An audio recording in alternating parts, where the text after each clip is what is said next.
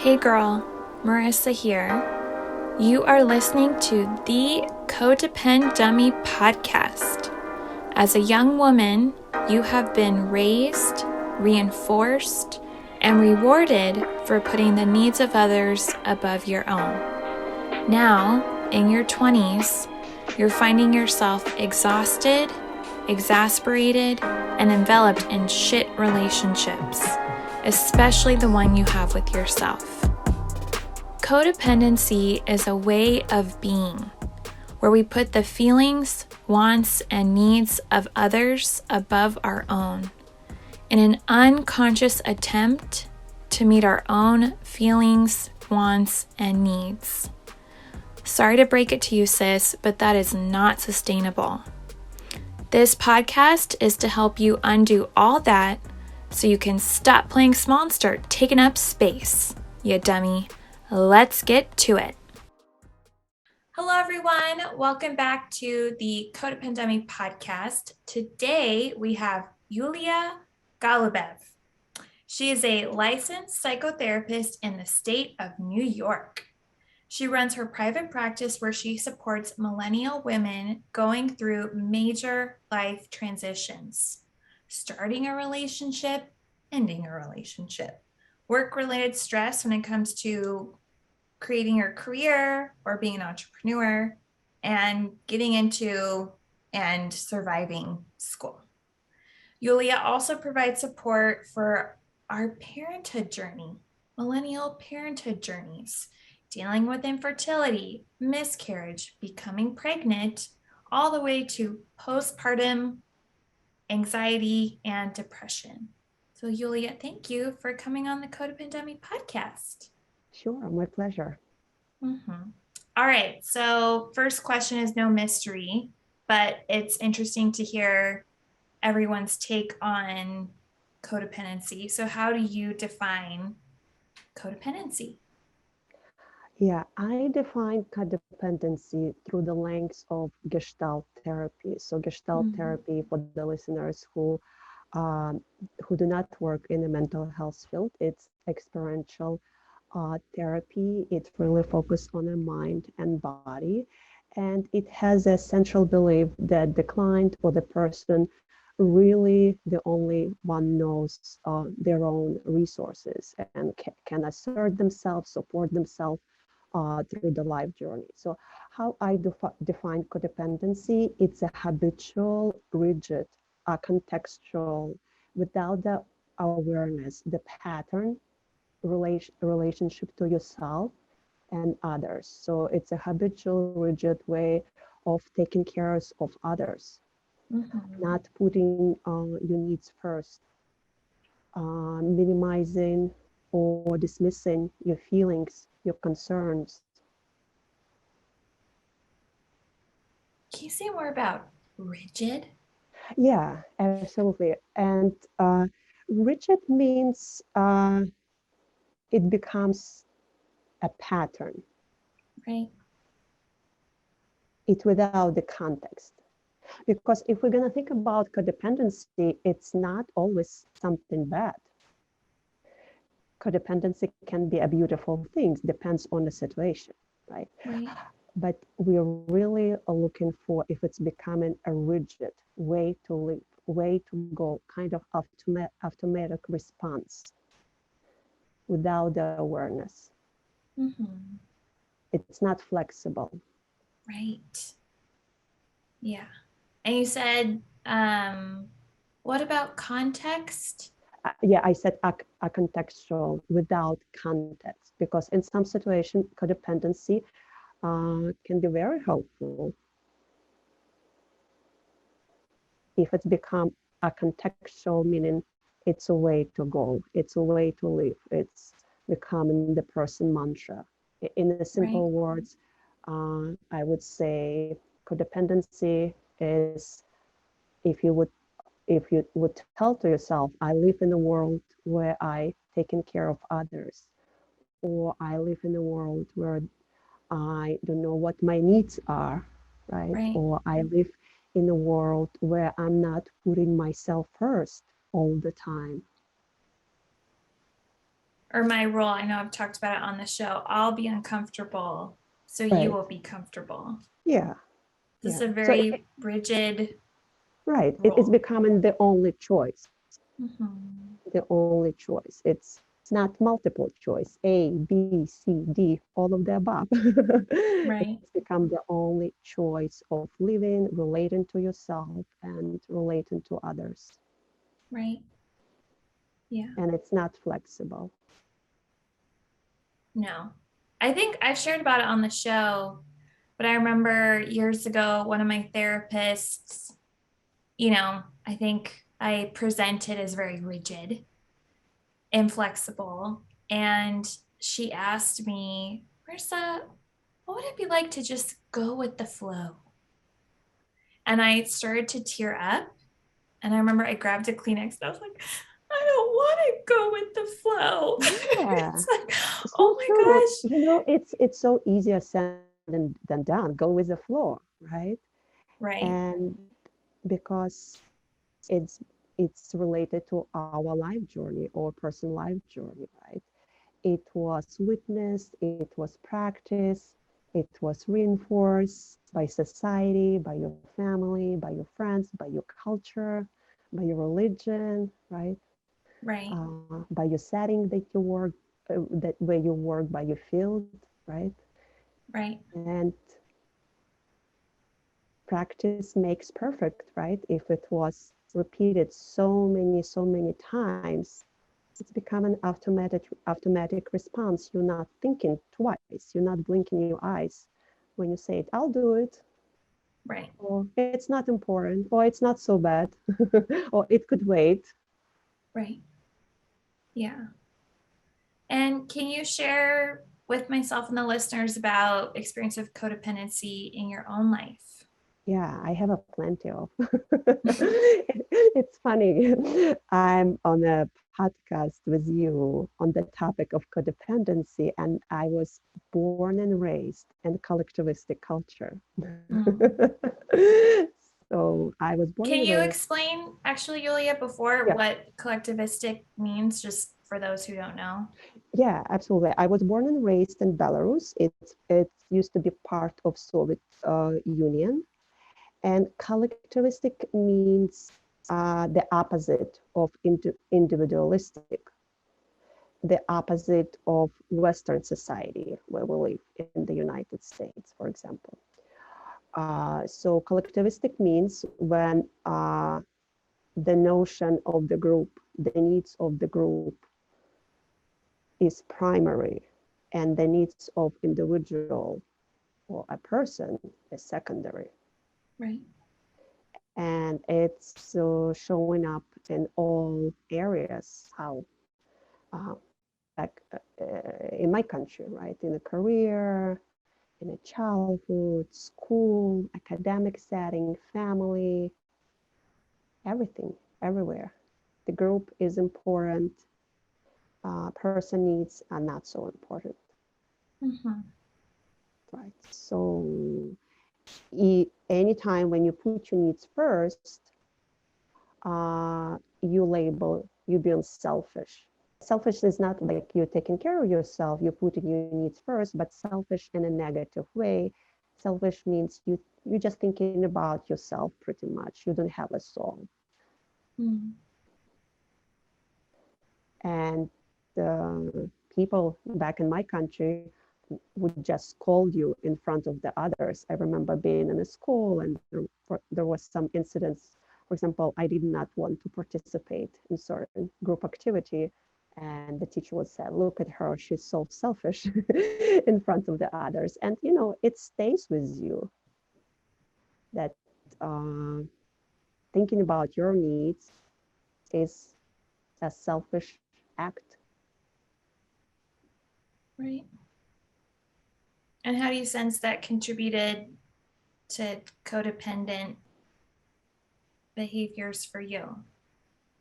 Yeah, it definitely contributed to my codependent behavior that I learned through many ways not to put my needs first, not to recognize what's my needs, what's my wants, not to assert myself. Mm-hmm. Can you Yeah. give us some examples? Um, yeah. So, for example, growing up, again, going back how I was born, how I was raised in collectivistic culture, there was no such things as a privacy. So I remember being in the seventh grade, we would have to see a doctor for the yearly physical, and the way they did it, you don't just go to the doctor by yourself. You go with a as a group, like Mm. with your classmates. And I remember the night before, I would felt so terrified. Oh my God, I would have to go with my classmates, and I don't feel comfortable. They can ask some question about your medical history or stuff like that. And I remember I still went, and it did not occur to me that I can refuse to go, or like I can ask for the privacy, or I can ask for accommodation. I just remember I felt extremely uncomfortable and very shamed, but I still did it. So, Mm-hmm. you know, things like that stuck with you, that you cannot ask what you want, Right, or you cannot assert yourself, or the fact you cannot support yourself. right. And how did that impact you as a young woman, like in your 20s and 30s? Um, yeah, it impacted me that it became a habitual way not to assert myself, not Right. to tell directly what I need, what I want. Can you give a specific example? Yeah, I think it's on thinking right now, it's also impact me even more when I became a mother. Mm. So when I became a mother and was trying juggle career, school, being a parent, it impacted me, or it starts showing up that uh, codependency, that it was hard for me to ask what I want, right? Or Mm. it was hard for me to validate my feelings, what I'm going through, or it was very familiar way for me to minimize or not even bring awareness what I'm going through. Like, what do I need right now? Right. What's hard for me? What's challenging for me? In what way I need help and support? Mm-hmm. And how did that impact you? Yeah, how did it impact me? I remember I was going to the gym, and I had this racing thoughts. Oh, I should have stayed home with a child, Mm. do millions stuff, millions things to do, like reading, writing with a child, or doing some house chores. But here I go, I'm in a gym. So, and I did not let myself to enjoy the workout or Mm. enjoy me time. And I have this constant guilt, like I'm doing kind of something wrong right now. This is not a place to be, instead of enjoying the me time that I definitely deserved. Right. So it impacted me when I was trying to put myself first, right? Or focus what I need.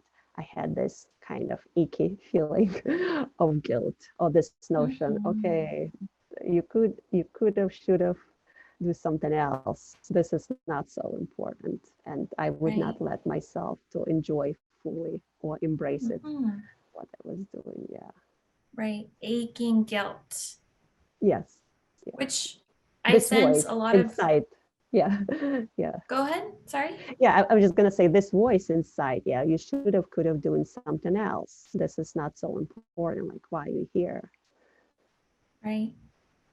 So even I sense myself, yourself, the listeners, we listen to podcasts like this, or we go to therapy, or we go work out, but it's not, I mean, of course taking action helps, but internally we have to catch up with the action too, because we could be getting a massage, going for a run, having me time, all the while worrying about other people or who we're not tending to, or what we're not doing, or what other people will think. Maybe someone will think we're selfish for going to the gym with a baby at home. And Yes, so so yeah, true. it's just Yeah. it's something that just to normalize for everyone. Taking the action is amazing.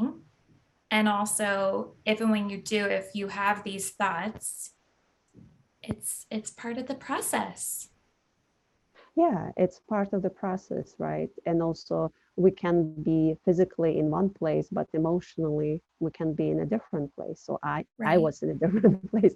Physically, I was in the gym and doing cardio, but emotionally, my thoughts was again, the theme is codependency, right? How do I allow or give permission myself, show up for myself, and be away from home?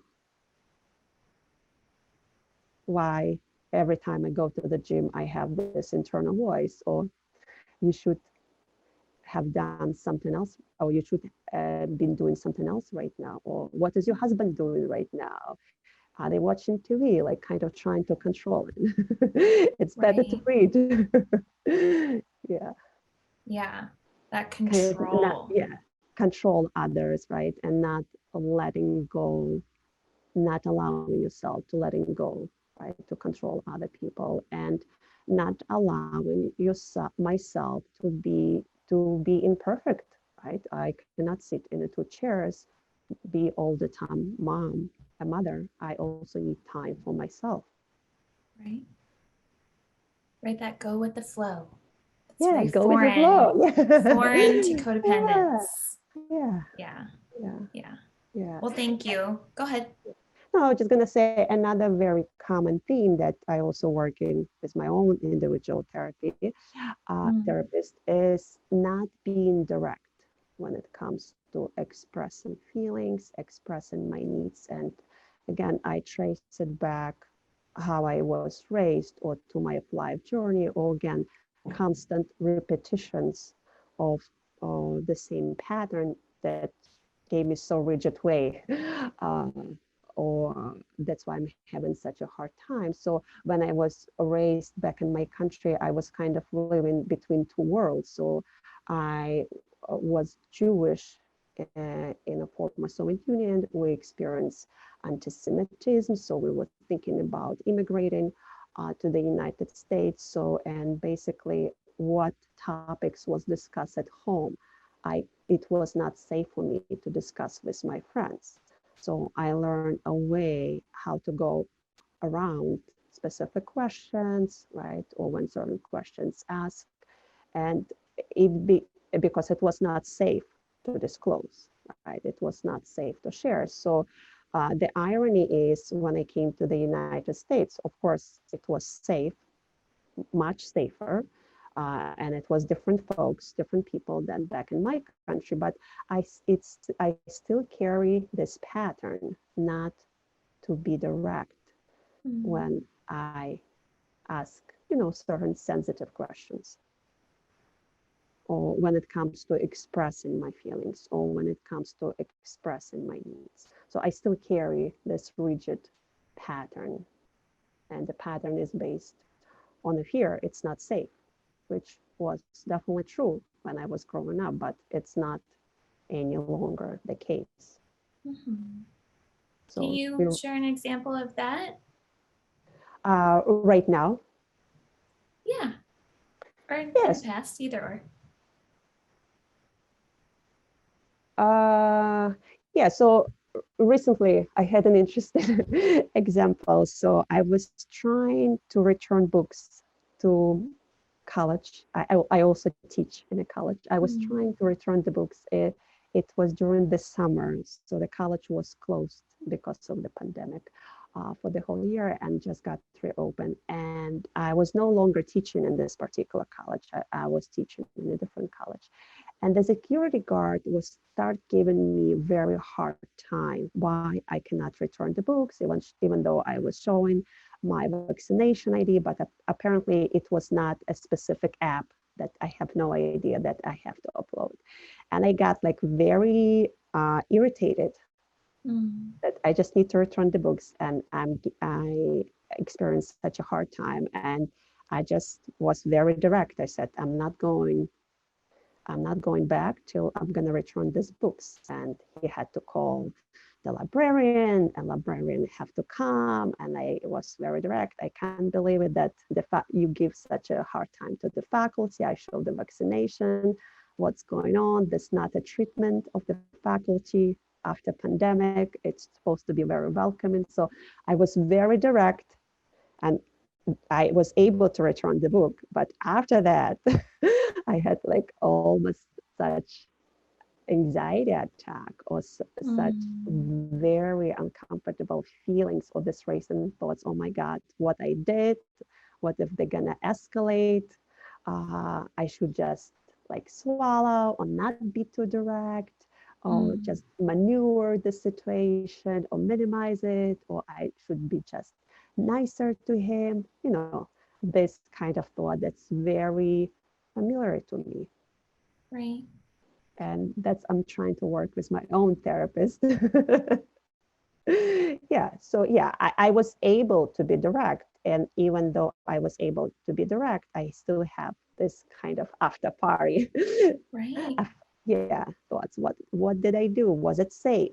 Was it not safe? What if it's going to be escalated? What if they're gonna, I don't know, call some parties and it's going to impact me in a negative way, even though I didn't do anything wrong. I had the vaccination proof.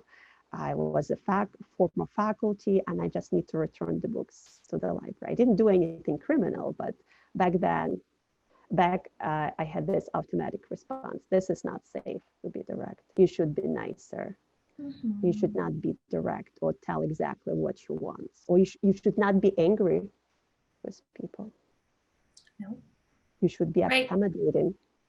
So similar to just highlighting for myself and everyone listening, when we are assertive, when we are direct, as opposed to being indirect and unassertive, passive, very similar to when you went to the gym, you were there physically, but not emotionally.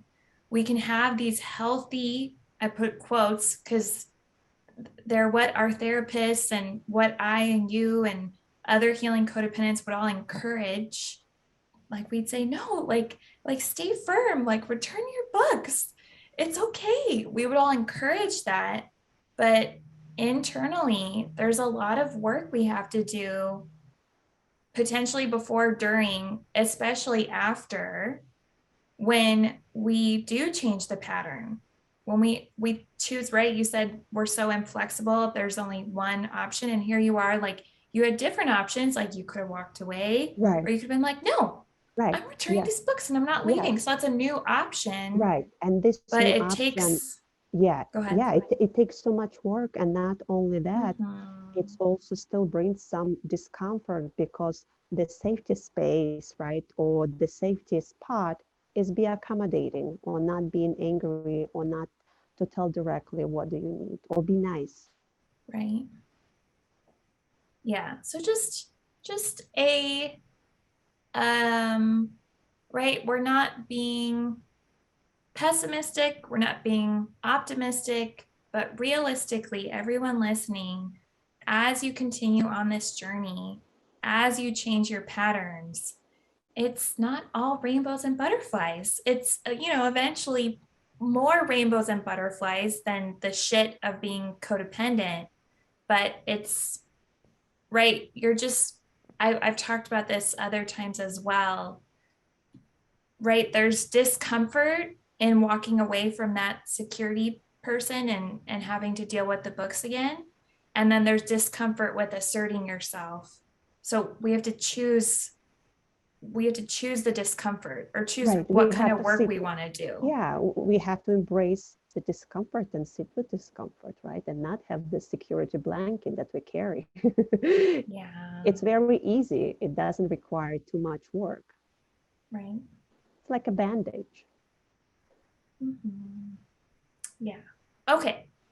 Well, thank you so much for these examples. Sure. I want to focus in on your specialty, one of your specialties with perinatal mental health.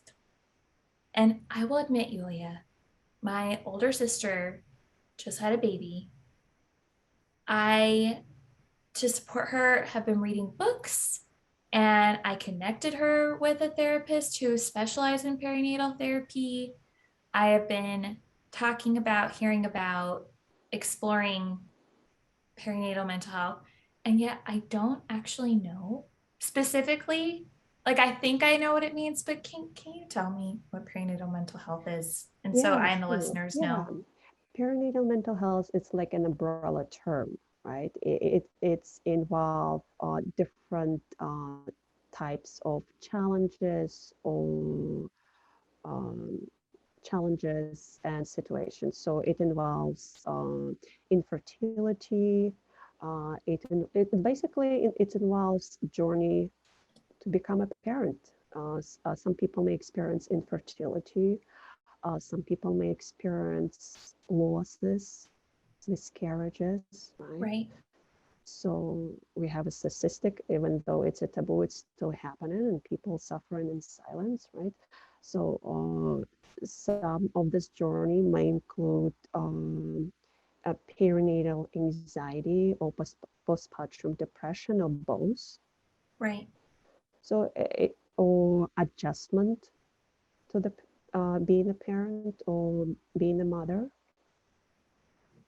So So it's all really, things it's really an pregnancy. umbrella. Yeah, we're not talking about pregnancy. We're talking about the journey of being pregnant.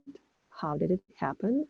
Did it have any challenges, any obstacles, any losses? Right. We're talking about the journey of being pregnant. What was it like? Mm-hmm. And we're also talking about the journey adjustment becoming a parent. Got And it. it has also different chapters or different obstacles. Is it the first child, second child, third child? The number of kids or children doesn't mean it's going to be easier. It should be easier, or the person should not experience certain challenges. Mm-hmm. Okay. Thank you so much. And how, let's see. Well, how do you sense, how have you observed or experienced connections between codependency and perinatal mental health? Right. Yeah. Great question. Motherhood, it's really fertile soil for codependency. If we're going to take a look, what is motherhood, right? And what is codependency? Because as we define codependency, is it taking care of putting other people needs first and putting Right. your needs as second. And in a way, this is what motherhood, what society is trying to impose on, on mothers, right? Or on the family. Your needs are not so important. You're the mom, you're the mother right now. It's the interchangeable definition because a lot of times it's like living in a world should, must, needs, right? And really no space or very little space for wants. Mm-hmm. Yeah, so it becomes a really interesting interconnection, Right. codependency and motherhood, because what had a place prior become a motherhood being a mother, definitely gonna show up with a more intensity when a person become a mother or a parent. Right. So motherhood early on in and of itself demands, requires, requests from women to put the needs of the child above their own, put their needs, wants second, have rigid, like ways of being in this Right. context. Right. So, okay, that sounds healthy and temporary. What happens if that if if that rigidity continues? Yeah, what do you see in like young moms with young children who continue to put their needs second? Yeah, so what continues is, of course, they're able to power through, but what's the cost? Mm. I recall my experience working in non-profit world and seeing 40 clients per week and writing numerous reports, probation officer, parole officer, doing toxicology result, doing tons of paperwork, seeing 8 clients per day, bringing paperwork home. I was able to do it, but the cost was that after 2 years, I was completely burned out. So can we can people do it? Yes, of course. Mm, they're gonna able to power through, but what's gonna be the cost? We're talking about, and what I'm discussing with my clients is the idea of sustainability. This Right. motherhood or being parent, it's not 1 week or 2 weeks deal that you power through and then it's over. This is a life contract. You sign up for this, right? So how we can make it more sustainable, how you can make it more sustainable for you, how you can go through these challenges, how you can support yourself, how you can accommodate yourself, how you can assert yourself, because you are the only person know the resources. Mm-hmm. It can be internal resources, it can be external resources. How do you give permission to access them? Mm-hmm. And right, so you burnt out after 2 years of doing everything for everyone and very little or nothing for yourself. And new moms potentially can maintain the unsustainable caretaking of a child right into toddlerhood, childhood, adolescence, young adulthood. And right, we're sensing that like moms do that. Historically, currently, mothers have powered through Right. and And gone decades. Go ahead. yeah, yeah, I was just gonna say, as you always, I'm such a fan of your podcast, as you always say on the podcast, it's reinforced. The concept of codependency is being reinforced. So being a mom, right, or being a given mom, right, it's so much reinforced by society, by family, friends, co-workers. You're such a great mom. You're a super mom. Mhm. The question is how it's sustainable to be a super mom, and what's going to be the price, how it's going to show up in your mood, how it's going to show up in your relationship with your partner, how it's going to show up in your career, how it's going to show up in your energy. So Mhm. yeah, there is a price for this super mom, or I can do it all. Right. In your body Yeah, over decades of putting others above yourself. You might gain weight, you might lose weight, you might get this diagnosis, you might get that diagnosis. Yeah. Yeah. It just. Yeah, but body has so much information. And if we can bring awareness, what's happening in my body when I tell myself a certain message, I can power through. Or what's happening with me right now, kind of going back to our basic physical needs. Am I thirsty? Am I tired? Am I hungry? How can I bring awareness to my physical needs right now? Mm-hmm. And really start understanding what's happening with me. Right. That is so simple and arguably the So hardest simple, thing for but so codependence. difficult. Right. So simple, but so difficult, right?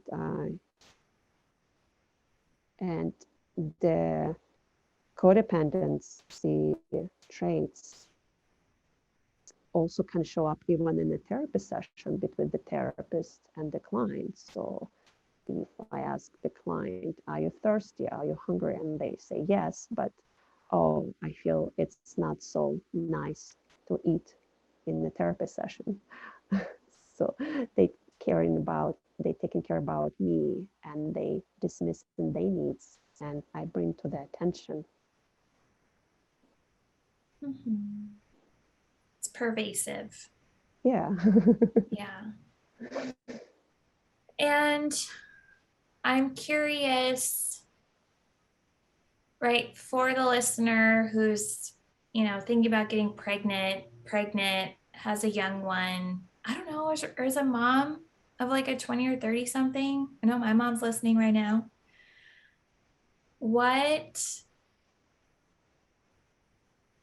an initial step if they are aware that they have created or potentially will create a codependent relationship with a child?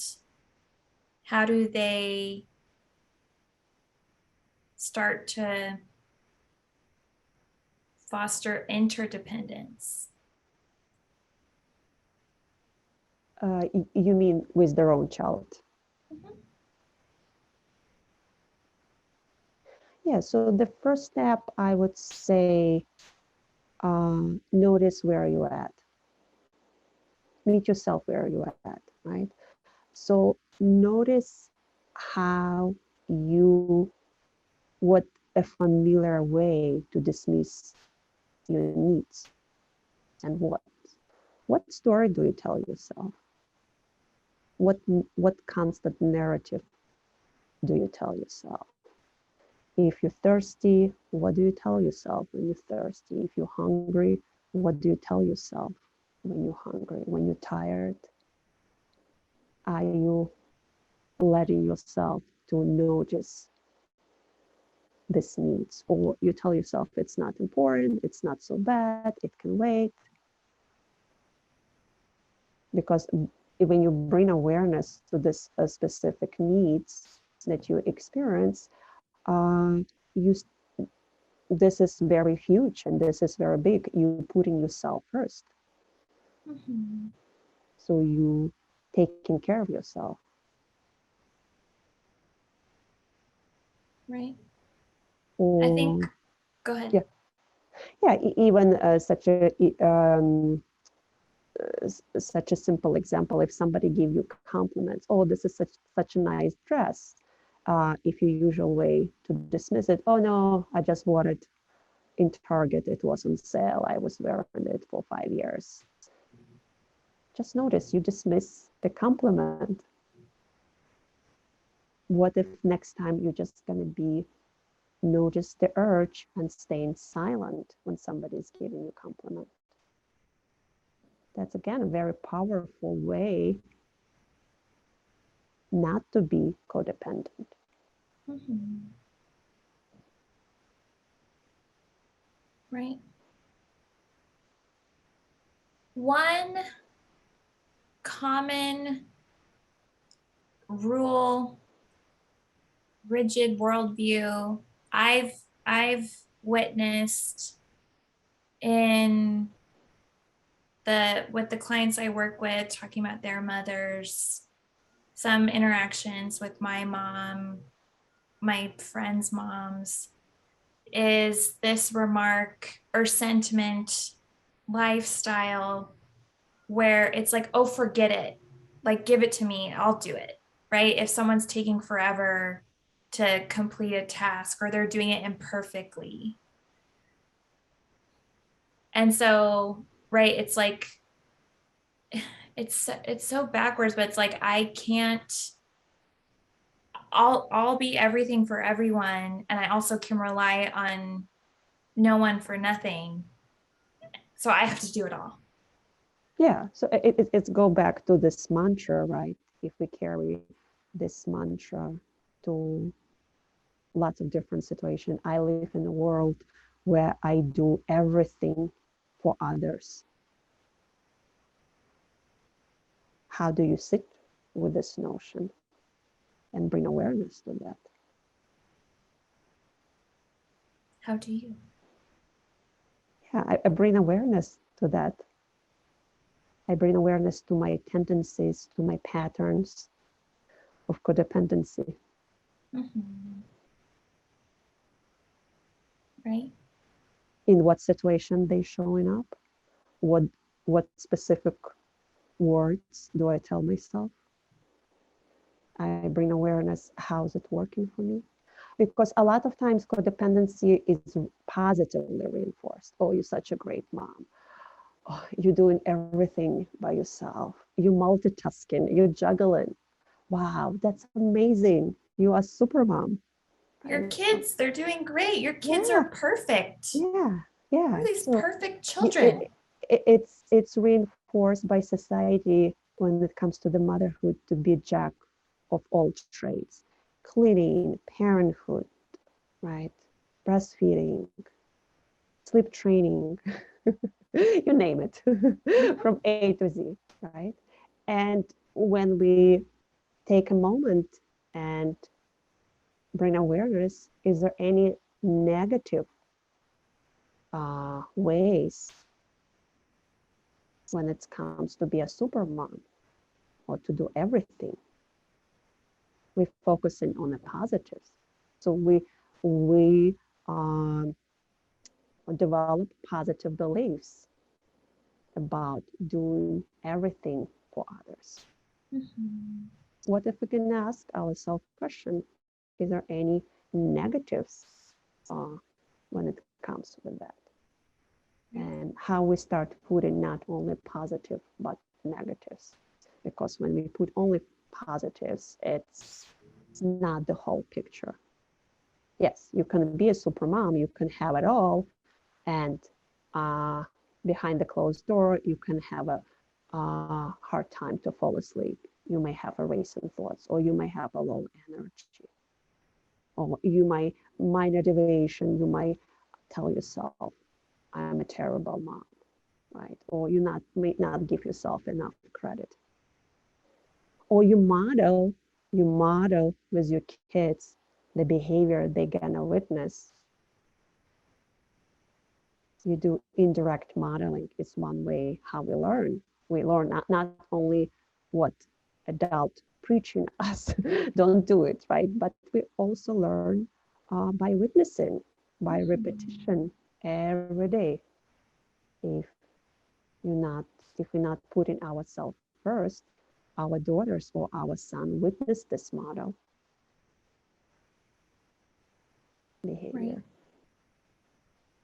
So start with awareness, looking at the positives, which sounds like, and I think we've talked about it on the podcast, it's pretty easy to identify the perks of being codependent, and also contrasting that with what are the consequences, which are harder to identify, but they're there. If you're listening to this podcast, evidently you are experiencing some consequences. Yeah. Yeah. So starting with that. And it might be the same answer, but I am curious for the listener who,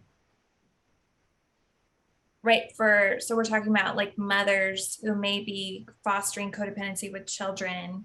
What about the listener who self-identifies as codependent, is realizing how codependent they are with their mom? So maybe they're an adult child of a mother, but they've been codependent for their whole life.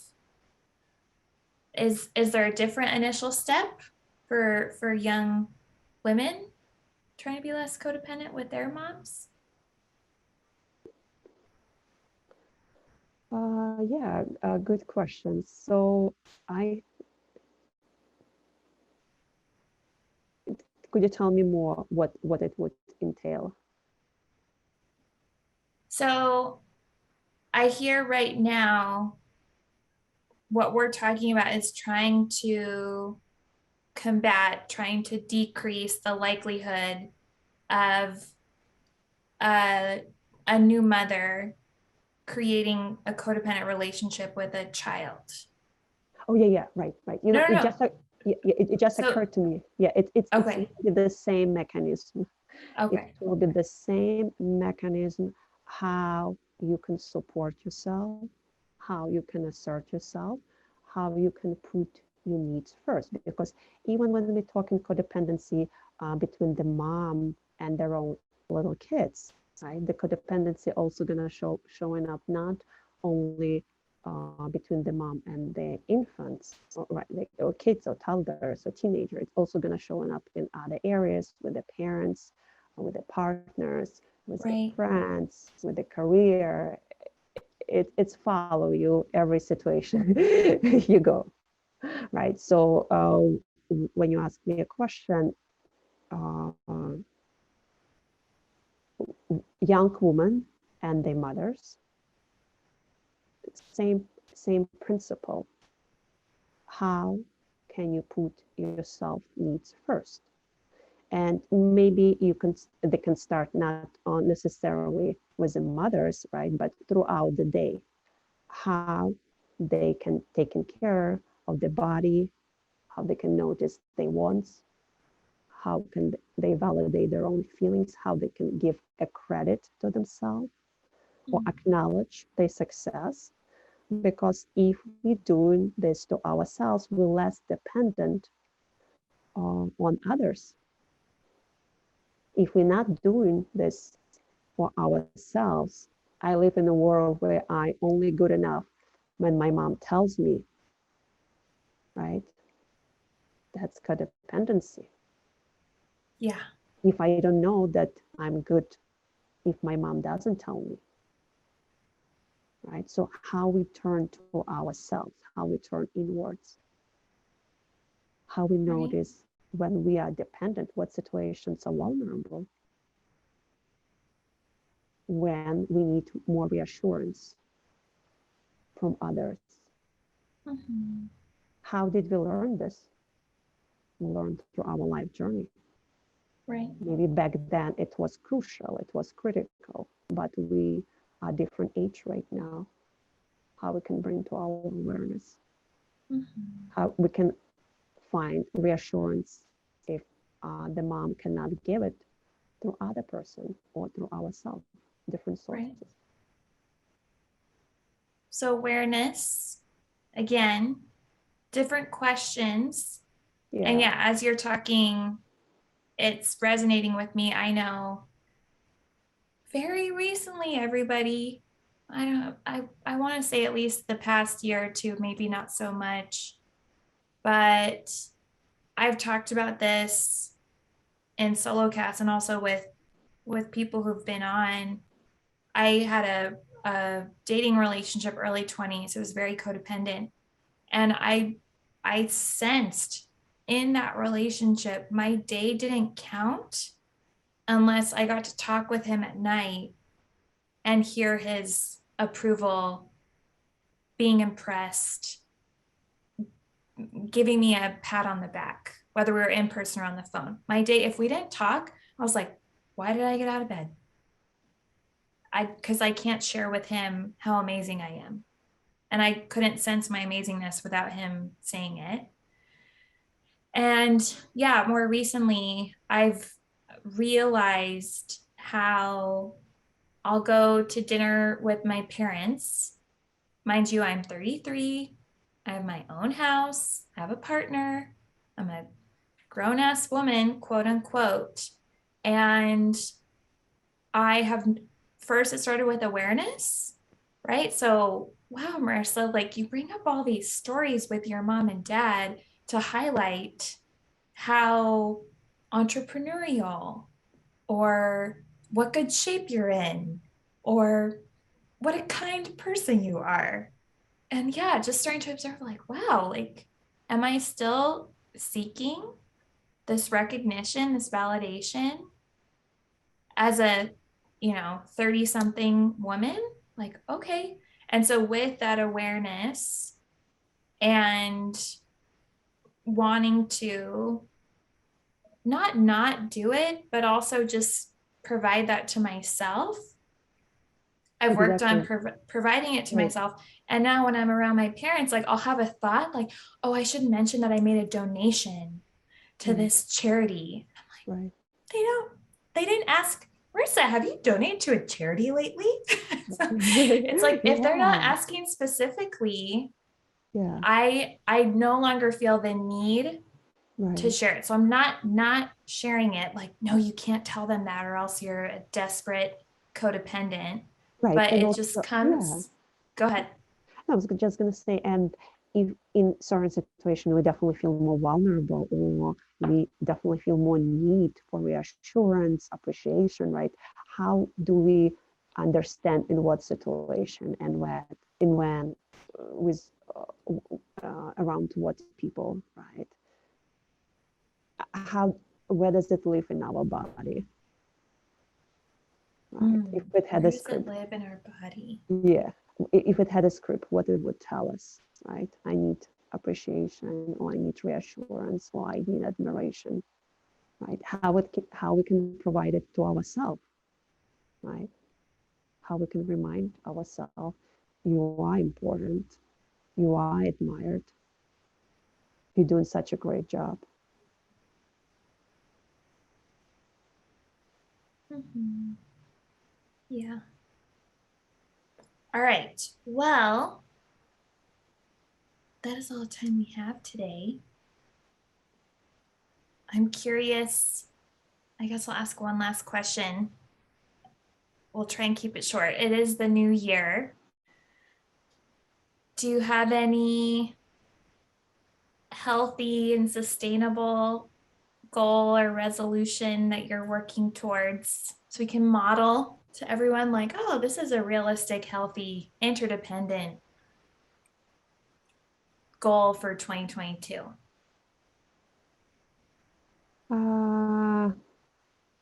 Yeah, I don't have a specific goal.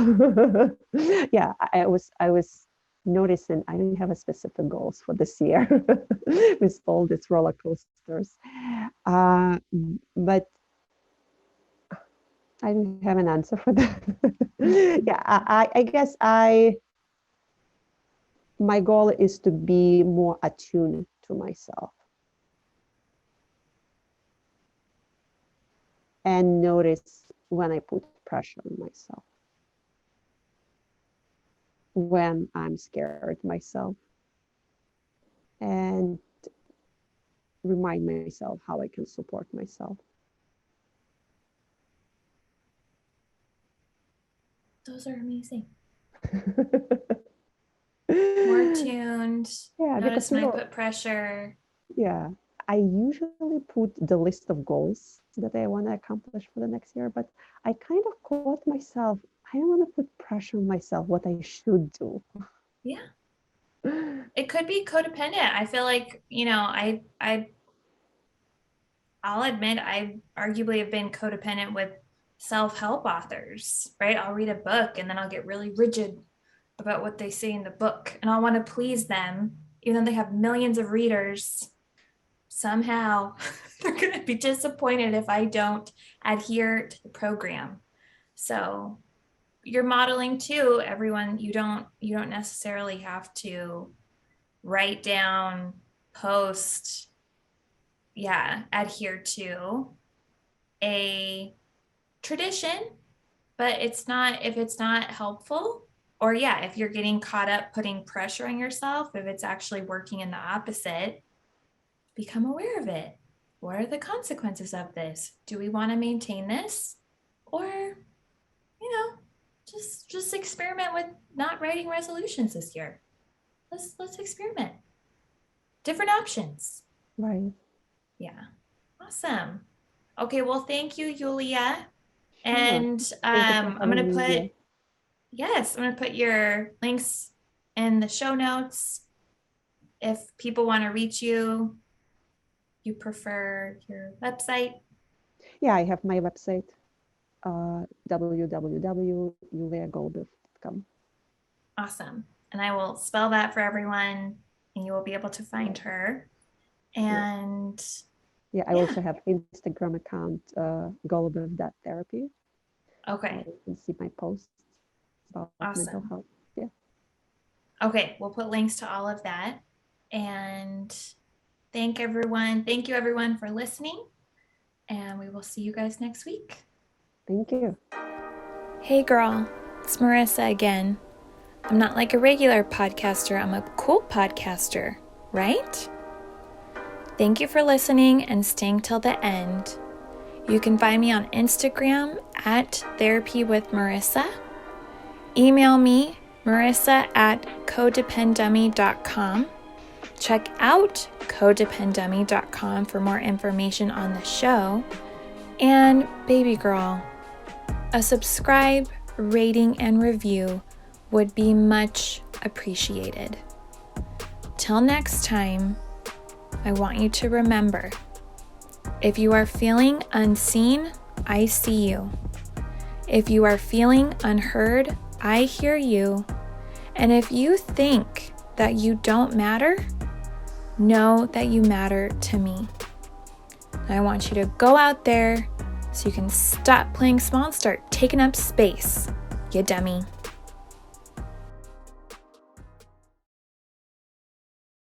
And now, the disclaimer. Girl, this is not therapy and I am not your therapist. This podcast is designed to provide accurate and authoritative information in regards to the subject matter covered. It is given with the understanding that neither the host, publisher, or guests are rendering any legal, clinical, or other professional service. If you want or need a professional, please find one.